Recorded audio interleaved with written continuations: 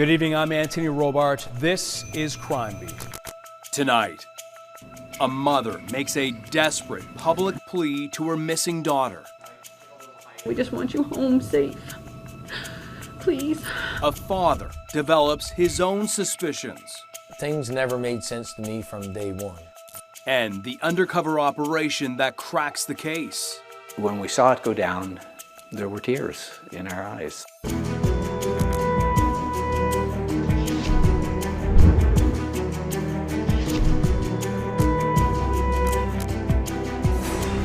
And now, here's Crime Beat reporter Ross Lord with Karissa Boudreau, Up with the Angels. The LaHave River winds its way inland from the North Atlantic. Along its banks, at the point where the river begins to narrow, the town of Bridgewater, Nova Scotia, about an hour's drive south of Halifax. And farther south along the coast, the town of Shelburne, home to Paul Boudreau, father of Karissa. You know, my mother always told me, she said, you could always turn a negative situation into a positive thing. Well, she was the same way. She liked to laugh, she liked to play, she liked to hop, skip, and, you know, sing while she was running and things like that, you know. And her and I were very close, you know. I've wore the tiaras. Karissa was Paul Boudreau's firstborn. She was Daddy's little girl. She had a dog named Lady, and I can remember her skipping along and singing, you know, la la, I love Lady, but she stinks. To her father, Karissa was a normal child with a rebellious streak. She enjoyed music, teddy bears, and birthday sleepovers. I don't need to hang in dark places to remember somebody. I don't want to remember somebody in the dark times. I want to remember when they're happy, skipping down the hallway, singing their songs. You know, that was Karissa. Paul tries his best to block out bad memories and think about happy times he shared with his daughter. When we were camping up in Yarmouth one time, that's our dog we had to take with us. She was due, of course we didn't know when, and we went to the theater and we come back in the dark and here's a bunch of screaming puppies all in the campground, like, and boy, that was her thing. She, you know, she scooped them up and got them warm. And I think that was what she aspired to be when she got older, was probably a veterinarian. Karissa's parents had split up early on. She lived primarily with her mom in Bridgewater, but Paul played an active role in her upbringing. She worked, I babysat and things like that. Like, I mean, we got along that way. It was Karissa who didn't always get along with her mom. In her early adolescence, she'd asked to move in with her dad. But in grade 6, after living with him for 5 months, she changed her mind. She missed her mother, you know. I had no idea what was going on at the time down there. And I always want what's best for you know, I can't force you to stay here. If you want to go back to your mother's and stay, that's fine. I want you to be happy. A few months go by, and Karissa appears to be settling back into classes at Bridgewater Elementary School. But then, the news a parent never wants to hear. How did you learn that Karissa was reported missing? Do you remember? I'm pretty sure it was her mother that called me and said that she was missing. And I'm like, what do you mean missing? Karissa was last seen in the mall parking lot in front of Sobeys store here in Bridgewater on LaHave Street. She was involved in an argument with her mother, and Mom went inside and to make a few purchases. When she came out after 10-15 minutes, Karissa was gone. At this point, there are no signs of foul play or anything like that, but we have not ruled out any options. We are exploring all options at this point. What's most disturbing to us is that she was dressed inappropriately for the weather. She is 5 feet in height, 130 pounds, straight shoulder-length brown hair, and she was last seen wearing a black hoodie, black vest, blue jeans, and she had pink Crocs on her feet. Well, I mean, I'm not a survivalist or anything, but I spent a lot of time in the woods, and I know at a wind chill of minus 18 or whatever it was that night with heavy snow and that stuff, with a hoodie and a pair of Crocs, how far are you going to get? You know, 1 kilometer radius before you freeze to death. That's why I said If that story was true, they would have found her right off the bat. Things never made sense to me from day one. We all love you. We all love Karissa. We love you. Our grandparents are looking for you. All of us are. I don't know where you are, but just come home or call or something, please. All your friends are looking for you, and we're all worried. We just want you home safe.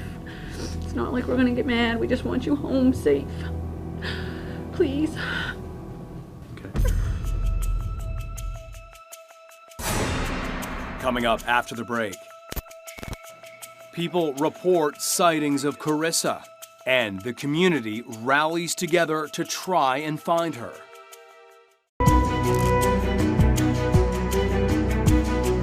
12-year-old Karissa Boudreau has been reported missing by her mother, Penny. Penny says they'd had an argument, that she'd left Karissa in the car when she went to grab some groceries. When she returned, she says Karissa was gone. Now back to Ross Lord with Karissa Boudreau, up with the Angels. Given her age and the weather conditions and the fact that we have not heard anything from her since this has become public, we definitely have concerns. So at this point in time, I'd like to have Karissa's mom speak directly to Karissa. See, Penny? I don't know really what to say other than I hope she's listening. I don't know if I can do this. It's okay. That argument, whatever it was certainly nowhere near as important as what we're here talking about now. Do you want to put that in perspective? It wasn't like a big argument per se. I took her for a drive that day just to try to have a heart-to-heart with her in a place, like in a car she can't get away and slam her door, which she usually does to me. I just wanted to try to reach out to her as a mom and set some things straight as far as typical teenage things or whatever, and she didn't like what I had to say. I mean, most kids don't, and she didn't want to go in the store with me, which was fine. I mean, she doesn't usually like to go in, so. The type of emotional account that resonates with any parent. To put it in plain English, not knowing where your kids are was horrible, because she didn't go anywhere without me taking her, so I always knew where she was. Police launched a ground search of the area, but snow was slowing their efforts, especially for search helicopters. It is grounded due to the weather conditions, low ceiling in the Shuby area. We have a little higher ceiling here, but unfortunately, if they can't get off the ground, they can't make it here. So, with every passing hour, growing concern about Karissa's safety. Finally, the weather started to clear. The river started to thaw, and when it did, divers were sent in.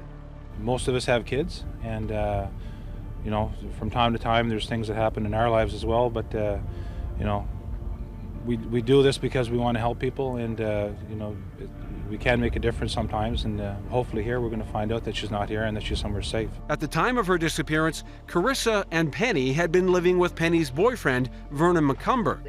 Penny reenacted the events of January 27th for investigators, explaining how she'd taken her daughter for a drive. They'd gone to this grocery store. Surveillance camera images obtained through a Freedom of Information request show Penny went inside while Karissa stayed in the car. Penny said when she returned, Karissa was gone.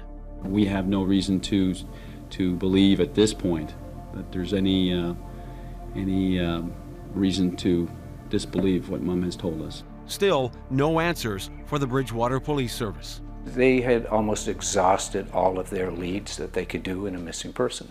They had interviewed many, many people, classmates, relatives, friends, teachers, whoever they could try to get some information from. At the time, John Elliott was with the Southwest Nova Major Crime Unit and based in the New Minas RCMP detachment. They investigated as well sightings of Karissa that people were calling in. There was quite a few sightings, and they were from Nova Scotia, New Brunswick, Ontario. People were calling that thought they had sightings of Karissa. Parents pitched in to help find Karissa, putting up posters, creating pages on social media. Just makes you worry, like I said, when you have kids of your own, especially. Well, for anybody, but when you have kids of your own, and my kids walk home and to and from school. A lot of kids around here hang out with older people, and she could be just staying with a friend, or she could have known somebody farther away and went with them. Even the mayor sensed the shift.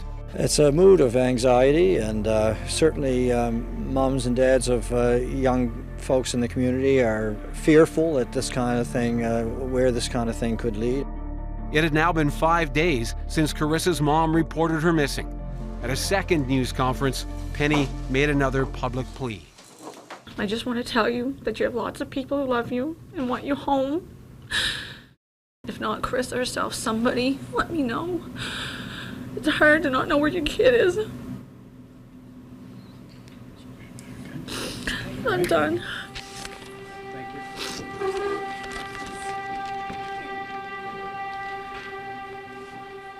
2 weeks after Karissa disappeared, a break in the case, a horrific discovery. A woman reported her 9-year-old boy had seen human toes sticking out of the snow on a riverbank at a turnoff area. Investigators were at the scene again this morning of a discovery of human remains in Bridgewater, Nova Scotia.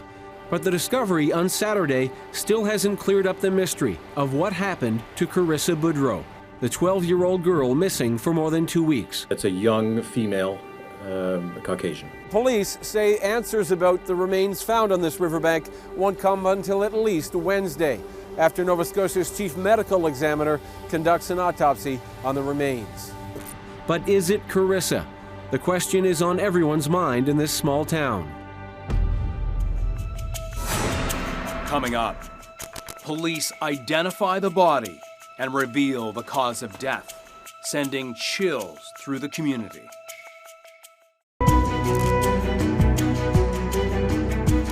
Two weeks after 12-year-old Karissa Boudreau is reported missing, the discovery that everyone is dreading: human remains. Here's Ross Lord with Karissa Boudreau, Up with the Angels. The autopsy on the frozen body discovered on the banks of Bridgewater's LaHave River confirms the remains as Karissa Boudreau.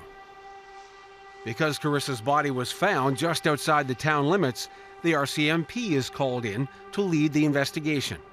I was hoping at that point that it was maybe misadventure on her part. She was injured and fell down the bank, whatever it may be. I didn't want it to be a homicide, that's for sure. The chief medical examiner concludes the cause of death was asphyxiation and that Karissa had been strangled. Karissa's clothing had been arranged in a way that suggested she'd been sexually assaulted, but there are no other injuries. I hadn't been to an autopsy in some years, so I kind of put my hand up, if you want to use that phrase, to say, I'll go. John Elliott willingly attends Karissa's autopsy, sparing younger officers whose own children were around her age. His children were older. I didn't realize the effect that it would have on me. I went to the autopsy. They're never something anybody wants to attend, certainly not something that anybody would enjoy. But being a child, a 12-year-old girl, it was particularly hard. It was devastating. When it was over, we were departing the autopsy room, and at that point, I was, I'll say, the last police officer to leave the room. There was one of the pathologist's attendants in the background, but Karissa was still on the table. Her body was still on the table. And as I left the room, I looked back, and her head was raised. and her eyes were still open. So it was that scene, or that picture that I have in my head, and it was that picture that I said to Penny a few days later. I was the last one to see her basically with her eyes open. The entire family was devastated by what happened, including Karissa's grandmother, Paul's mother, Suzanne. The sweet little girl she loves is what she is. Well, we're just trying to take it moment by moment. Sometimes it gets overwhelming and we just don't know how we're going to go on, and then I guess we calm down for a while and we know we have to get through this. At Karissa's funeral, an overflow crowd of hundreds heard her favorite song, the one she called her happy song. The rain is falling on my window pane, but we are hiding in a safer place. Inside, Paul could not bring himself to view Karissa's casket. I myself, I didn't go see her. I didn't want to ruin the image of my beautiful little girl in my mind.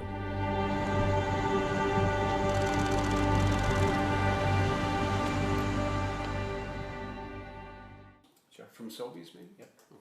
John's team starts to come up with a theory of what might have happened. There was some thought that possibly Penny Boudreau, Karissa's mother, and or her boyfriend, Vernon McCumber, may be involved. From the Bridgewater investigation, Bridgewater Police Service investigation, there was just no other suspects. And they had interviewed a lot of people. There was just no reason for this young girl to go missing. Over the next couple of months, for sure, we did look at other possible suspects. Anybody in the area that was strange, anybody that had any type of criminal record involving any type of sexual offenses or with children, anything. We looked at all those possibilities. But they kept coming back to Penny. I recall quite vividly my wife actually, after the news, the press release was done, saying, there's something wrong there. Penny's story of an argument with Karissa right before she disappeared stood out to John. The times that I'd met her, of course, she's possibly a suspect. She was very quiet. She asked very few questions. Especially when we told her that a body was found. She never did ask how Karissa had died. She never asked that question once at any time. In public, Karissa's dad, Paul, went along with Penny's official explanation. But privately, something seemed off. It didn't make sense. And once I got to Bridgewater and seen her mother's body language and that stuff, she was more concerned with Vernon, and Vernon had blew his knee out or hurt his leg or something like that, and she was more worried about attending to him than she was about the Amber Alert that was on the radio. When her name was across the radio in the Amber Alert, that's one of the times that I kind of lost my composure. The family history is unusual. Paul and Penny parted during her pregnancy. She entered a relationship with his brother Shane. They split up when Karissa was 10.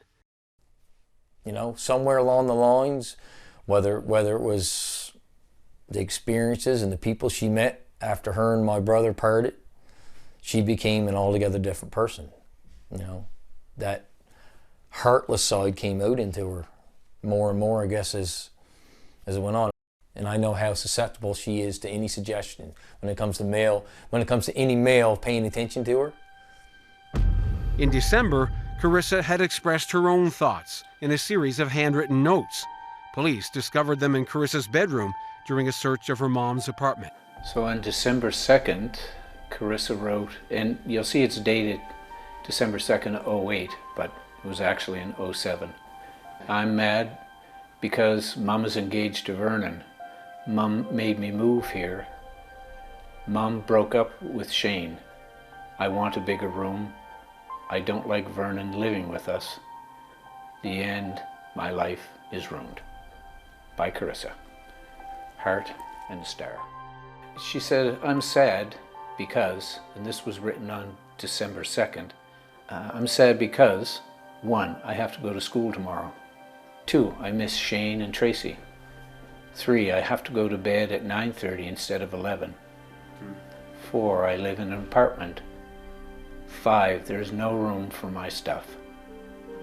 6, I feel crowded. 7, end of story. My life sucks until we live in a house. By Karissa. The Bridgewater apartment the three had shared was becoming a source of valuable evidence. People upstairs said that they argued quite a bit. They could hear them arguing and all that. We had hearsay from neighbors of Vernon saying things like, I know you did it, Penny. Why did you get me involved? Those type of comments that were heard by other neighbors through the apartment walls. Some of that fighting took place during the initial investigation by the Bridgewater Police Service, and some of it as well when we took over the investigation. It also, that was still going on. RCMP brought in a criminal profiler to compile a thorough outline of what they believed happened. But in their pursuit of the truth, investigators were still stonewalled. We had cooperation up to a point with Penny and Vernon, but that cooperation ended on the 14th of February when we brought them both in and actually arrested them. When asked, did you have anything to do with Karissa's murder? Her response was basically, my lawyer advised me to not say anything. She never denied it, that she had nothing to do. She just said, my lawyer advised me not to say anything about it. If she didn't have anything to do with it, all she had to say was, no, I didn't do with it. I didn't do it. But never once. The day after police arrested Penny and Vernon, they released the couple. There was not enough information to lay charges. As they were being released, Penny and Vernon were walking out the back door of the detachment, and I was probably 15 or 20 feet away anyways. Myself and another corporal actually had walked them to the door, and I told Penny at that time to keep looking over her shoulder because we were always going to be there. Then came a seismic shift in the investigation.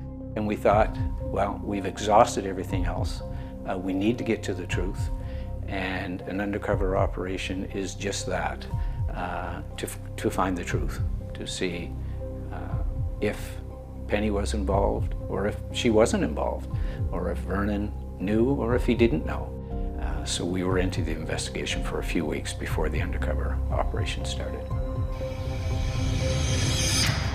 When we return, investigators uncover the truth and Karissa's haunting final words.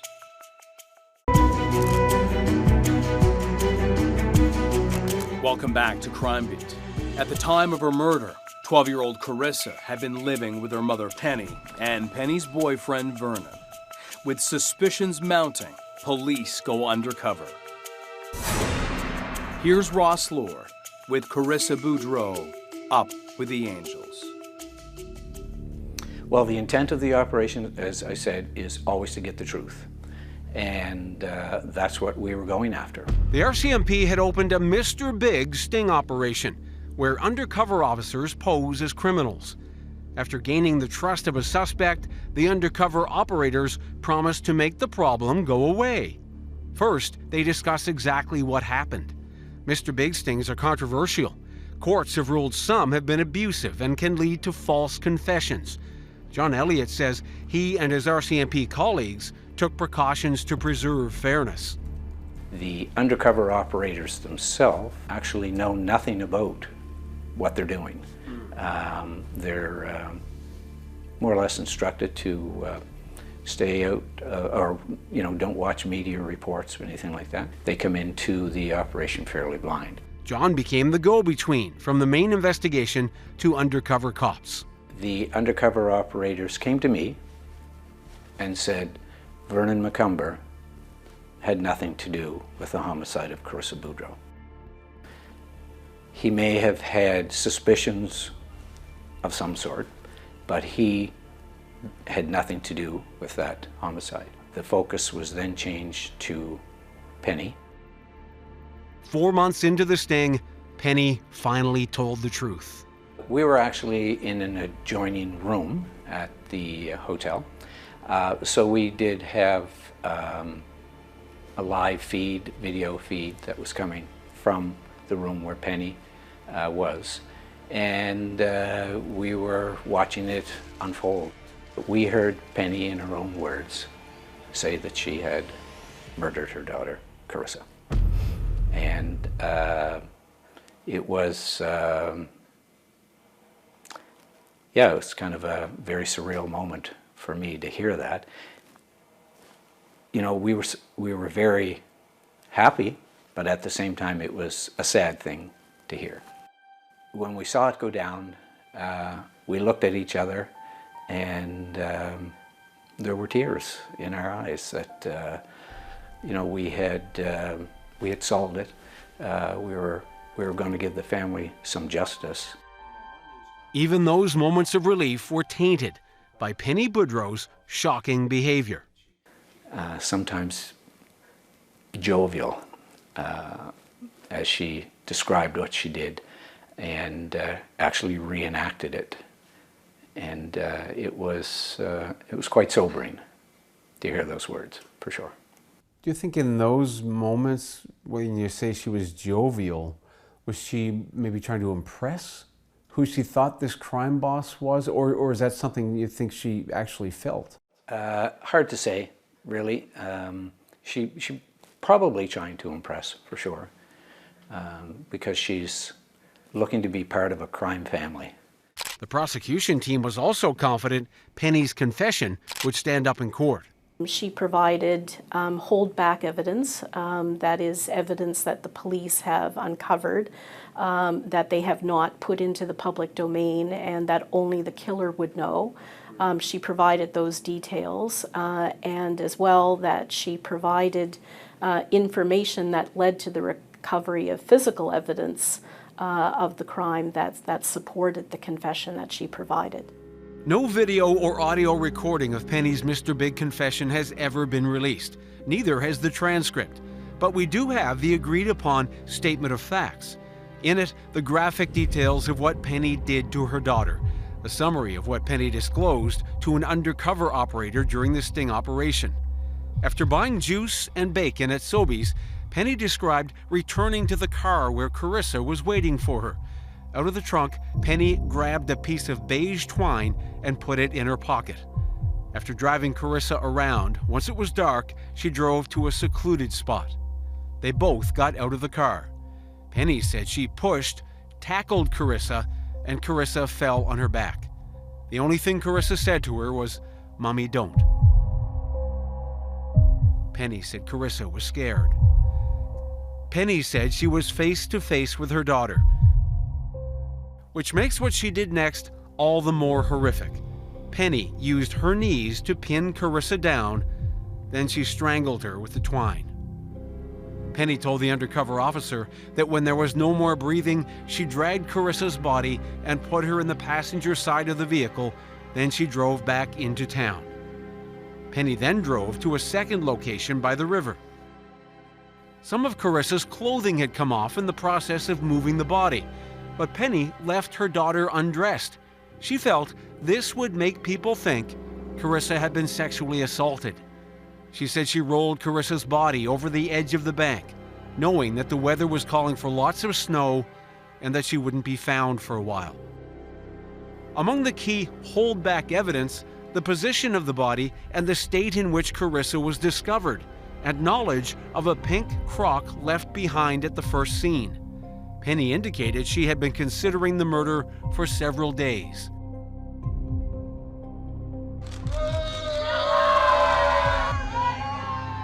Penny Boudreau was charged with first-degree murder, accused of killing Karissa in a planned and deliberate manner. She pleaded guilty to a reduced charge of second-degree murder. A case of a mother killing a child, and especially an adolescent child, is a rarity. You will find cases of child abuse, more often committed by men than by women. Cases where there's abuse of a minor child, someone who is, a toddler or an infant, usually under 5 years of age. But to find a case where a mother kills her adolescent child is without precedent. Before sentencing, seasoned prosecutors struggled to present the facts to the court. People started to sob, and you could hear it. And again, it's just something that you have to steel yourself to in order to get through the job that you have to do. The image of Penny, her knees on Karissa's chest, as Karissa said her final words. How do you go from being a loving mother to standing on your child and strangling them to death? The last words were, "Mommy, don't." Mommy, don't, yes. It sends chills. It sends chills, even to this day, those words. I still can't say them. Yeah. Penny's guilty plea spared friends and families from an agonizing trial.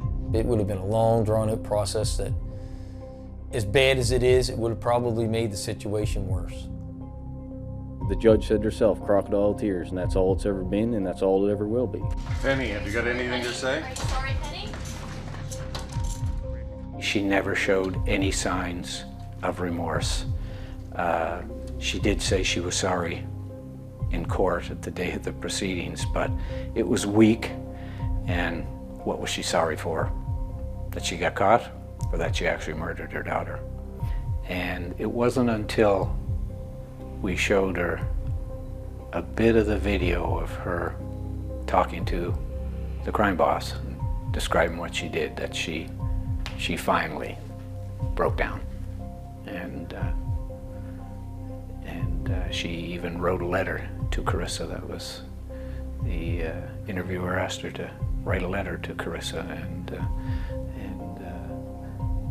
give her feelings, but wasn't much of a letter.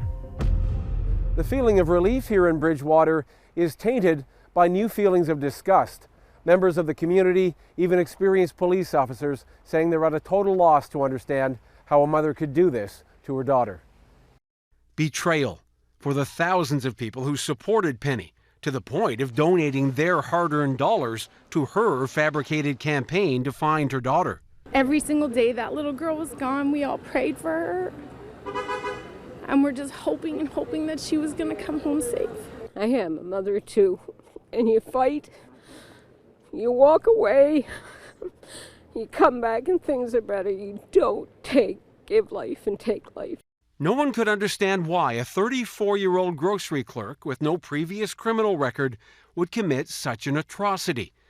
Penny suggested to undercover cops she did it to save her relationship with Vernon, that he gave her an ultimatum to pick either him or Karissa.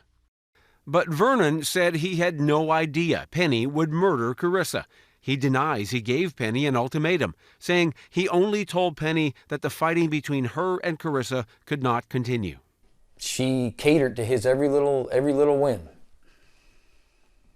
And pretty much, I was going to say, she was a robot to him. I don't think for one moment that he thought, you're going to have to murder your daughter if you want me to stay.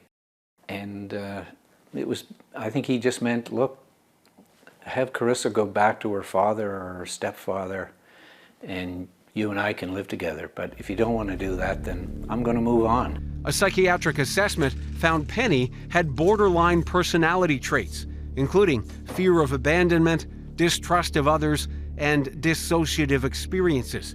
She later told the parole board she lost her mother to suicide at a young age. But at sentencing, Nova Scotia Supreme Court Justice Margaret Stewart noted there was no evidence of health issues, anger management problems, drug use, or depression.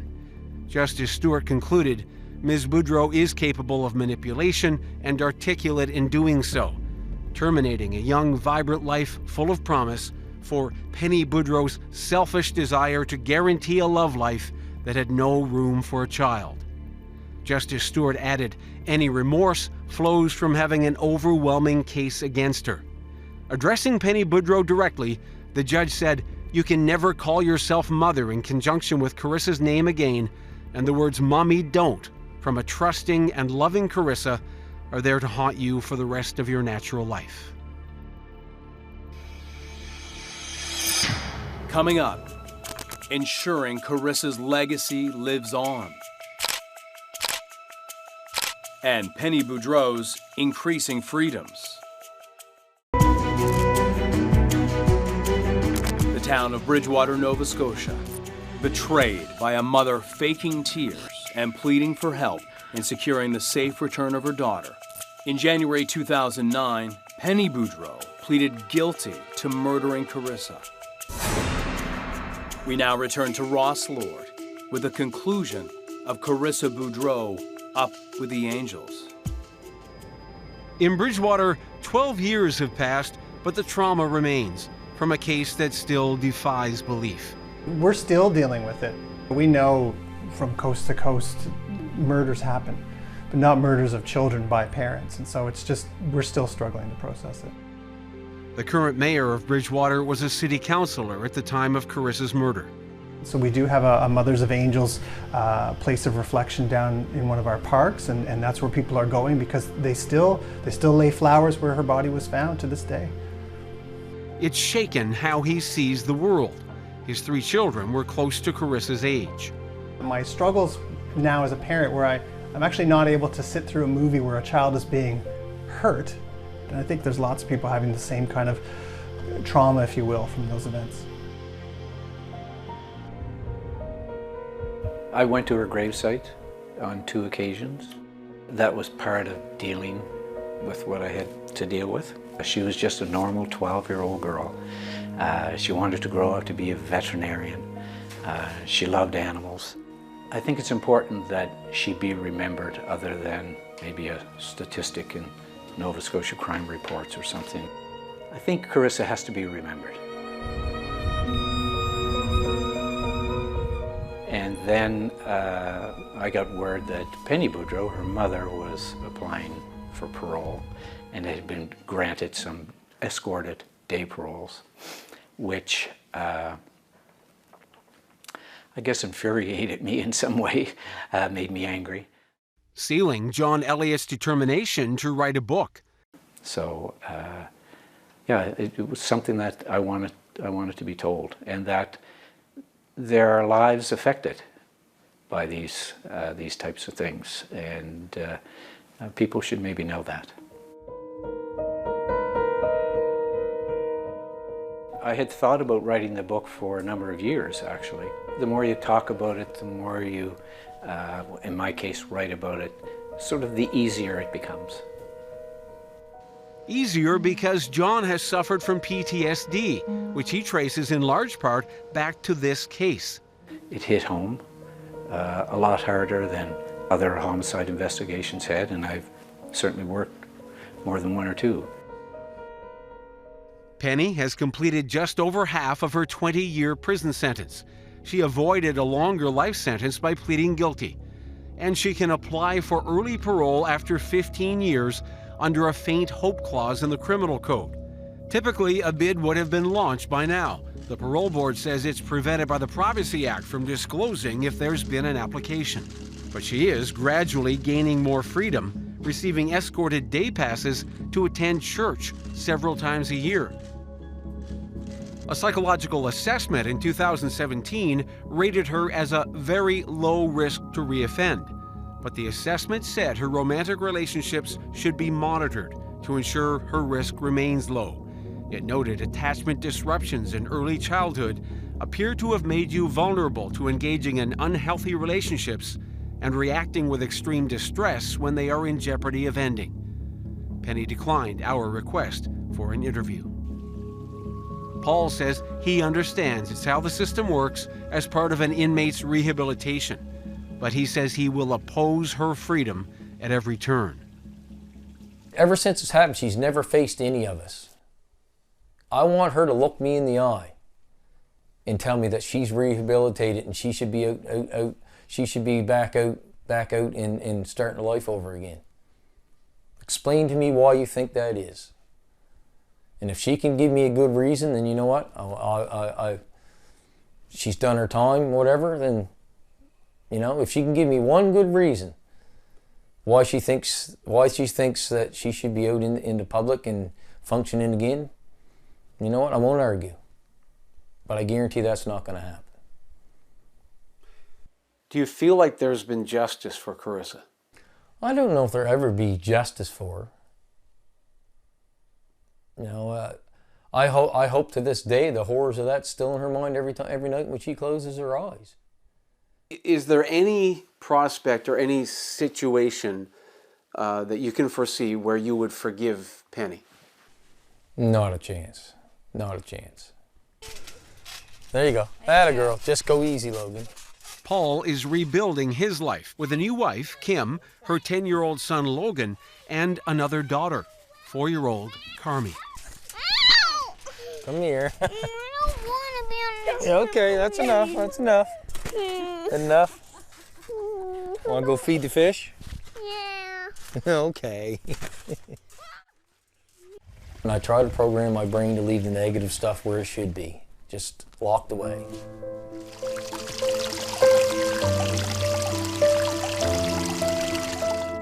Paul is determined not to let what happened to Karissa ruin the rest of his life. We'll never forget her. Nobody will ever forget her. And I'm not saying that people of Bridgewater and that shouldn't forget her and that stuff. I mean, that's great that they got your monument and that stuff down there, but for myself and the family, bringing back that horror doesn't help anything. For years, he could not visit the town of Bridgewater. There was the longest time I had so much anxiety that I couldn't even pull in the exit. I mean, I'm okay now, but it took me a long time to reprogram my brain to not get that anxiety over going there, right? Paul says this will be the only time he shares his emotional ordeal publicly. I agreed to do this one and only, you know, interview with you guys. But that's it, you know what I mean? He's doing it, he says, for his mother, Suzanne Greer, who died recently and never got over her granddaughter's murder, and to honor Karissa's memory. I want to remember my happy-go-lucky girl, not what happened to her. Can you find Sissy in this picture? Right there. Right there, yeah. She was 4. 4? 4, I think. Yep, 4 years old. 4 years old, like me? Yeah, like you. Every time my little one, her little sister that she has now does something, you know, sometimes she reminds me of, you know, yeah, Karissa used to look that way, or she used to, you know. There's different things like that. I like this one the best. You like that one the best? Yeah, I like this one. Because you got messy hair like you? Yeah. I like this one the best. They're very nice, aren't they? Where's Sissy at now? She's where? She up with the angels? Yeah. Is she up with the angels, is she? She up with John and Nanny? Yeah? Is that where she is? Yeah. Chris has been in my life every day. She's never left. Yep. That's my girl. Gone, but not forgotten. For those who knew and loved Karissa. For those who never got the chance. And for all those touched by her case. I'm Anthony Robart. Thank you for joining us tonight on Crime Want more episodes of Crime Beat? Listen to my Crime Beat podcast now for free on Apple Podcasts, Spotify, or wherever you find your favorite podcasts.